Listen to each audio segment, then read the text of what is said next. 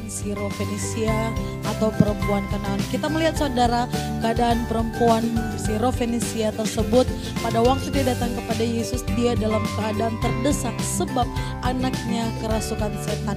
Dan pada waktu dia datang kepada Yesus, dia berkata, "Ya Tuhan, anak Daud, kasihanilah anaknya sementara kerasukan setan." Pada waktu itu saudara, Yesus tidak langsung menolong dia, Yesus tidak langsung pergi dengan dia untuk mendoakan anaknya, tapi respon Yesus pada waktu itu berdiam diri. Juga respon pada waktu itu para murid-murid menunjukkan respon mereka. Mereka mengatakan kepada Yesus untuk mengusir perempuan ini karena dia terus mengikuti mereka dan berteriak-teriak. Tapi kemudian perempuan ini tetap meminta supaya Yesus menolong anaknya.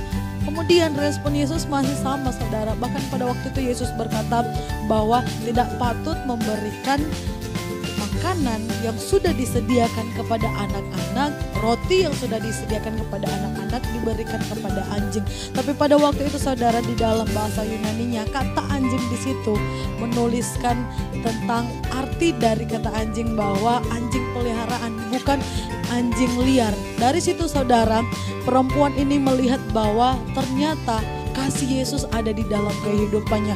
Memang pada waktu itu orang Kanaan dianggap anjing oleh orang Yahudi pada waktu itu saudara. Tapi akhirnya keadaan itu yang membuat Yesus memakai kata itu untuk menunjukkan bahwa apa yang dianggap tidak layak oleh manusia, apa yang dianggap tidak pantas oleh manusia, tapi itulah yang diperhatikan oleh Tuhan.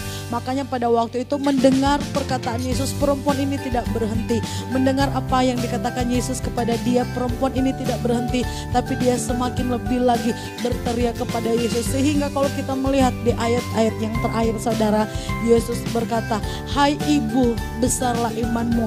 Kemudian ibu ini melihat bahwa Yesus menyembuhkan anaknya. Saudara yang dikasih oleh Tuhan, apa yang bisa kita pelajari bahwa iman tidak hanya bisa memindahkan gunung, tapi iman juga bisa menggerakkan hati Yesus untuk bertindak. Saudara yang dikasih oleh Tuhan, keadaan saudara ada di posisi seperti apa? Mungkin saudara datang berseru kepada Tuhan, tapi seperti respon Yesus yang pertama, seolah-olah Yesus berdiam diri. Jangan berhenti saudara, jangan putus asa, tapi tetaplah memanggil nama Yesus, minta pertolongan kepada Yesus sampai Yesus mengadakan pertolongan.